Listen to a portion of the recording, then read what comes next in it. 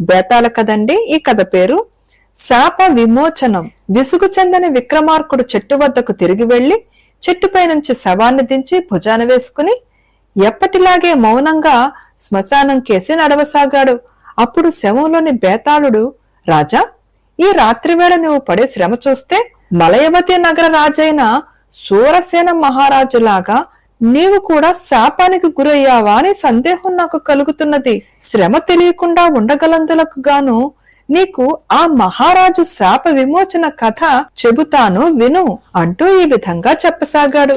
మలయవతి నగరానికి సూరసేనుడు రాజుగా ఉన్నంతకాలము అతని ప్రజలు పడరాని కష్టాలు పడ్డారు. ఈ దుష్ట పరిపాలన సహించలేక కొండ ప్రాంతాల ఉండే ప్రజలు రాజుగారి పైన తిరుగుబాటు చేశారు.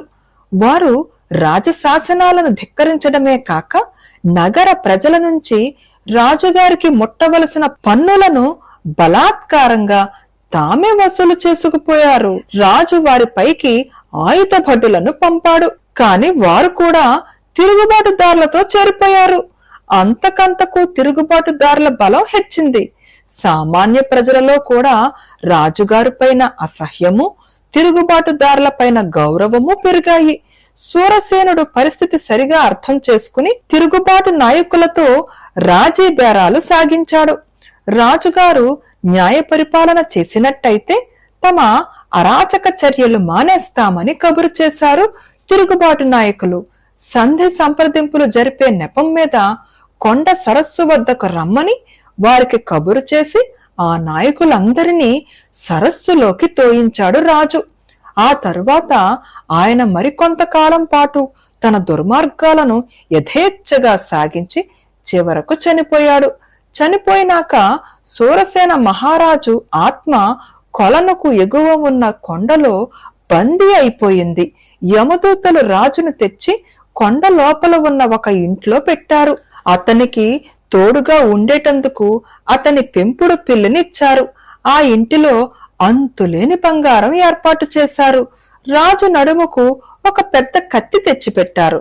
వారు అతనితో, నీకిష్టమైన పిల్లి, ధనము, కత్తి వదిలిన దాకా నీవి కొండ దిగలేవు, ఎక్కడికి పోలేవు. ఇవి నీ అంతట నీవు వదిలించుకోలేవు. ఎవడైనా సాహసవంతుడో లేక నీపై జాలి చెందినవాడో ఈ ప్రాంతానికి వచ్చి వీటిని వదిలించాలి. అంతదాకా నీవి కొండకు బందీవి అని చెప్పి అదృశ్యులైపోయారు. మొదట రాజుకు ఈ ఒంటరి జీవితం అంత బాధగా తోచలేదు. కాని రాను రాను అతడికి పెద్ద శిక్షగా పరిణమించింది. దశాబ్దాలు, శతాబ్దాలు గడిచిపోతున్నాయి. తాను ఎరిగిన వారంతా చచ్చిపోయారు. కాని ఒక్కరూ అతని ఛాయలకు రాలేదు. రాజు ఆత్మను ఆ కొండ మీద చూసిన వారు ఆ విషయం ప్రచారం చేశారు. ఆ కొండకు దయ్యాల కొండ అని, దాని దిగువన ఉన్న కోనేటికి దయ్యాల కోనేరు అని పేరు వచ్చేసింది. అటుకేసి జనం రావటం కూడా మానేశారు. ఒకవేళ ఎవరన్నా దారి తప్పి వస్తే తన పిలుపు విని పారిపోయేవాళ్లు. ఈ విధంగా 400 ఏళ్లు గడిచింది. సూరసేనుడికి విముక్తి కలగనే లేదు. కాలక్రమాన మలయవతి నగరం కూడా శిథిలమైపోయింది. దయ్యాల కొండకు కొంత దూరంలో ఒక గ్రామం ఉన్నది. అందులో గోపాలుడు అనే ఒక పేద కుర్రవాడుండేవాడు. వాడు ఒక భూస్వామి వద్ద కమతం చేస్తుండేవాడు. భూస్వామికి లక్ష్మి అనే ఒక కూతురున్నది. ఆమెకు గోపాలుడంటే ఎంతో ఆదరము, అభిమానమును. గోపాలుడు లక్ష్మిని ప్రేమించాడు. నిన్ను పెళ్లి చేసుకోవాలని ఉంది, నీకేమన్నా అభ్యంతరమా అని గోపాలుడు అడిగితే, నాదేముంది, మా నాయన ఒప్పుకోవాలి కదా అన్నది లక్ష్మి. భూస్వామి ఒప్పుకుంటే లక్ష్మి తనను పెళ్లాడుతుందని తెలుసుకుని గోపాలుడు సాహసించి తన కోరికను తన యజమానికి చెప్పాడు. భూస్వామి ఈ మొక్క వింటూనే తోక తొక్కిన తాచులాగా లేచి, ఏమిరా నీ పొగరు, నా లక్ష్మిని నీ వంటి దరిద్రుడి చేతిలో పెడతానా? ఇంత దురాశ కలవాడివి నా కింద ఏం పని చేస్తావు? చేతనైతే చారడి బంగారం తెచ్చి నాకు చూపించు, నా కూతురు నీకిచ్చి చేసే విషయం మాట్లాడదాం అన్నాడు. గోపాలుడు కోరిక నెరవేరకపోగా ఉన్న పని కూడా ఊడింది. చారెడు బంగారం కాదు కదా, పిడికెడు బంగారం తీసుకురావడం కూడా వాడికి సాధ్యం కాదు. వాడు తన యజమాని ఇంటి నుంచి కొండ అవతల ఉన్న మరొక గ్రామానికి బయలుదేరాడు. నిరాశతో కుమిలిపోయి వాడు తల వంచుకుని కోనేటి గట్టు వెంబడి నడుస్తుండగా కొండ మీద నుంచి ఎవరో కేక పెట్టినట్టయింది. గోపాలుడు తల ఎత్తి చూసేసరికి వాడికి కొండ మీద ఒక వింత ఆకారం కనిపించింది. ఎవరో పాతకాలపు రాజులాగా ఉన్నాడు. ఆ కొండ మీద దయ్యాలుంటాయని వాడు ఎప్పుడో విన్నాడు.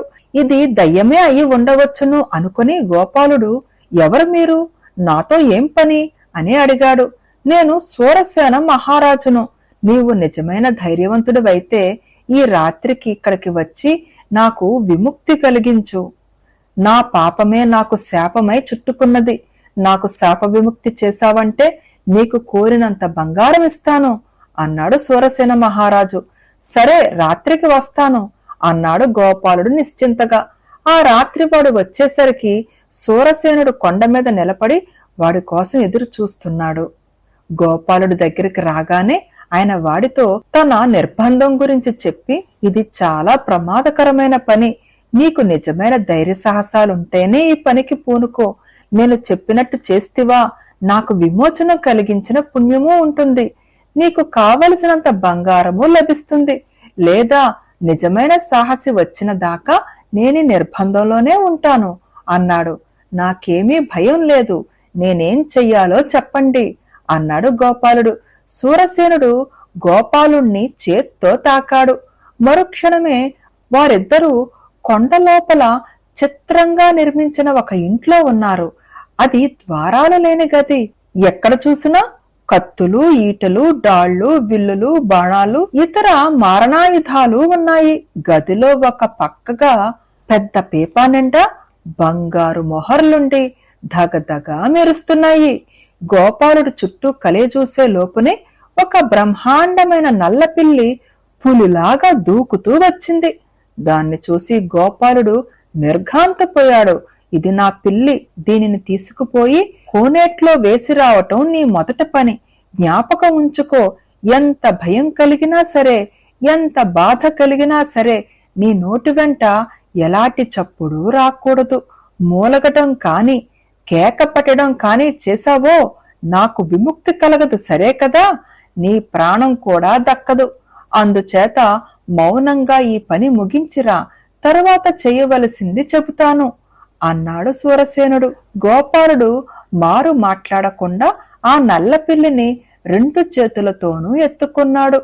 సూరసేనుడు వాణ్ణి స్పృశించగానే ఒక గోడ వాడికి దారి ఇచ్చింది. అందులో నుంచి వాడు కోనేటి దాకా నడిచి వచ్చాడు. నీటి ఒడ్డున నిలబడి పిల్లిని విసిరి నీటిలోకి వేశాడు. ఆ సమయంలో పిల్లి తన గోళ్లను వాడి చేతుల్లోకి గుచ్చి కండలు చీలేదాకా పీకింది. భరించరాని బాధ కలిగింది. కెవ్వున కేక పెట్టబోయి సూరసేనుడి మాటలు జ్ఞాపకం వచ్చి పళ్ళు బిగబట్టి బాధను సహించాడు గోపాలుడు. వాడు వంగి కోనేటి నీటిలో తన చేతుల గాయాలు కడుక్కోబోయాడు. అంతవరకు మామూలుగా ఉన్న నీరు కాస్త తెర్లి వాడి పైకి మసులు నీళ్లు ఎగజిమ్మింది. వాడి ముఖం ఆ వేడికి భగ్గున మండింది. వాడు ఈసారి కూడా బాధను ఓర్చుకుని వచ్చిన దారినే సూరసేనుడు ఉన్న చోటికి పరిగెత్తుకుపోయాడు. భేష్, నీవు నిగ్రహం కలవాడివే. ఇంకొక పని చేస్తివా నాకు విమోచనం కలుగుతుంది. నా నడుముకు బిగించి ఉన్న ఈ కత్తిని జాగ్రత్తగా ఊడదెయ్యి. ఇందాకటిలాగే ఎలాంటి ప్రమాదం జరిగినా మౌనంగా ఉండాలి సుమా అన్నాడు సూరసేనుడు. ఇది చాలా తేలికైన పనిగా తోచింది గోపాలుడికి. కాని వాడు సూరసేన మహారాజు నడుము చుట్టూ ఉండే కత్తి తాడుముడి అందుకోబోయేసరికి ఆయన శరీరం పెరిగి వాడికి ముడి అందని ఎత్తుకుపోయింది. గోపాలుడు తన ముని వేళ్లపైన నిలబడి ఎంతో కష్టం మీద ఆ ముడి ఊడదీశాడు. కాని మరుక్షణమే కత్తి సూటిగా వాడి పాదం పైన పడి ప్రాణం పోయినంత బాధ కలిగింది. అప్రయత్నంగా నోటి వెంట కేక వెలువడే క్షణంలో గోపాలుడు అతి కష్టం మీద అణచుకొని బాధను సహించాడు. నాయనా, 400 ఏళ్లుగా చెరలో ఉన్న నాకు విముక్తి కలిగించావు. ఆ కనబడే బంగారంలో నీకు కావలసినంత తీసుకో, నేను వెళ్ళిపోతాను అన్నాడు సూరసేనుడు. గోపాలుడు తన పై బట్ట తీసి అందులో దోసెడు బంగారు నాణాలు పోసుకున్నాడు. అంతలోనే సూరసేనుడు ఆయన ఉండిన గది కలలాగా మాయమైంది. గోపాలుడు కొండ మీద ఉన్నాడు. తూర్పు తెల్లవారుతున్నది. చేతిలో బంగారు మొహర్ల మూట లేకపోతే జరిగినదంతా కల అని వాడు అనుకునేవాడే. గోపాలుడు ఆ బంగారం తీసుకుపోయి భూస్వామి ఎదుట పెట్టి, ఇదిగో మీరు కోరిన బంగారం, లక్ష్మిని నాకు ఇచ్చి చెయ్యండి అన్నాడు. భూస్వామి సంతోషంగా అంగీకరించి వాడికి తన కుమార్తెనిచ్చి పెళ్లి చేశాడు. బేతాళుడి కథ చెప్పి, రాజా, ఒక్క సందేహం, ప్రమాదకరమని ముందుగా తెలిసి కూడా గోపాలుడు సూరసేనుడు విముక్తి కోసం ఎందుకు పూనుకున్నాడు?